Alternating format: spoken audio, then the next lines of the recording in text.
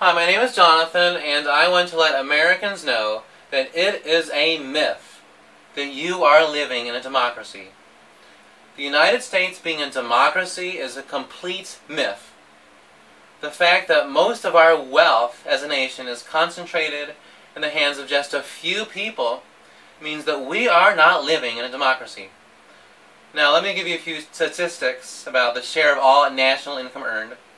The top 1% of Americans, that's the top wealthiest 1% of Americans, in 1974 they made 8% of all wealth in America.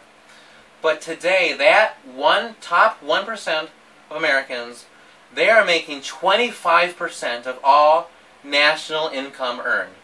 That's 25% of our wealth as a nation is in the hands of just 1% of Americans. So disproportionate.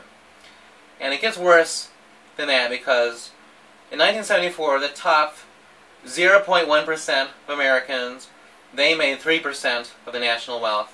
But today, that top 0.1%, that's the top thousandth of Americans, they make 13% of all wealth in America.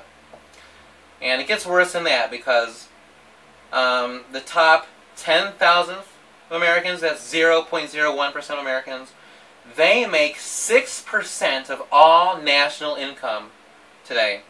And 1 out of 2 of you guys watching this vlog, if you're an American, you're most likely the 50% of Americans that are making only 0.3% of all national wealth.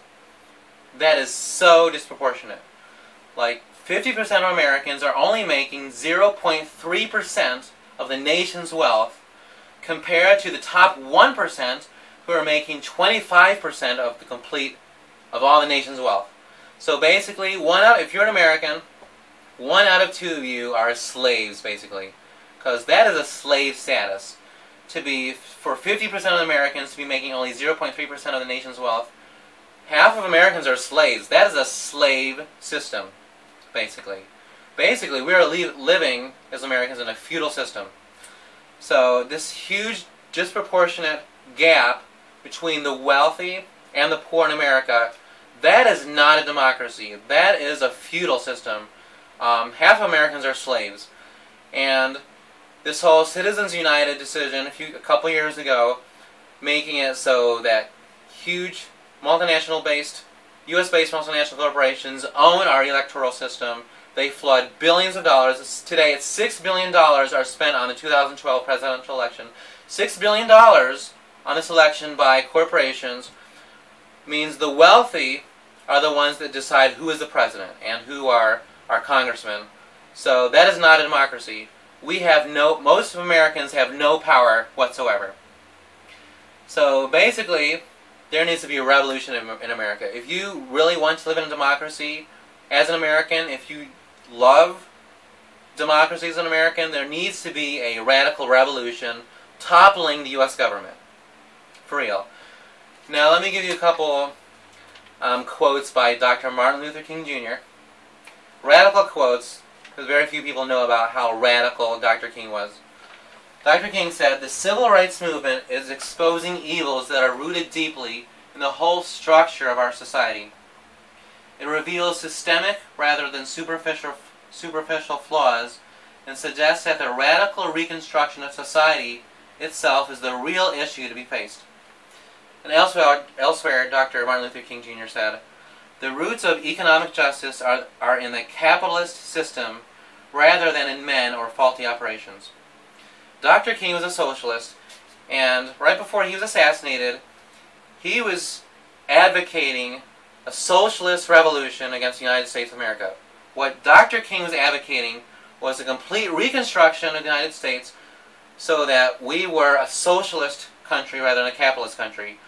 Because being a socialist country will fix this huge injustice with a gap between the rich and the poor. And this gap is going to continue to increase, where the top 1% will rule America and will make the decisions for us, the bottom 99%, and they will be exceedingly wealthy as they are now. They will continue to be exceedingly wealthy. So we are not living in a democracy as Americans. So, like, maybe as an American you care about making money, but Like, why care about earning lots of money if you're an American if you're never going to make that much of it, at least compared to the top 1%? You as an American, instead of being concerned about making lots of money, you should be concerned about revolution instead of making money, because the huge disproportion, just because the huge wealth gap in the United States. So, like, this is a little unrelated. Like, a lot of people are talking about illegal immigrants, they should be deported. But illegal immigrants in the United States, they are actually very patriotic, to be honest. They love the United States of America very much.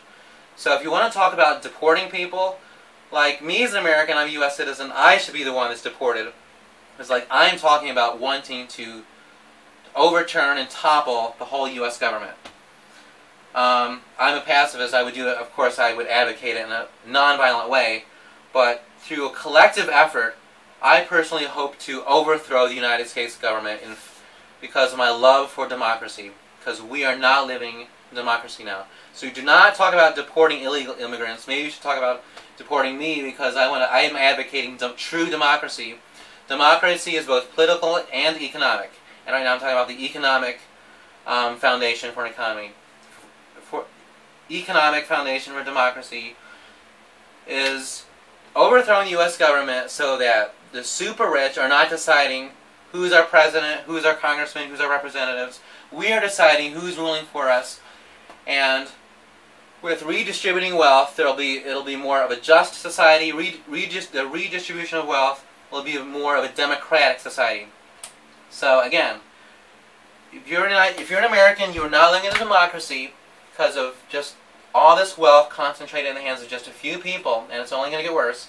So if you love the United States of America and you love democracy, you would advocate overthrowing the United States government in a non-violent way. That's all I want to say. Okay.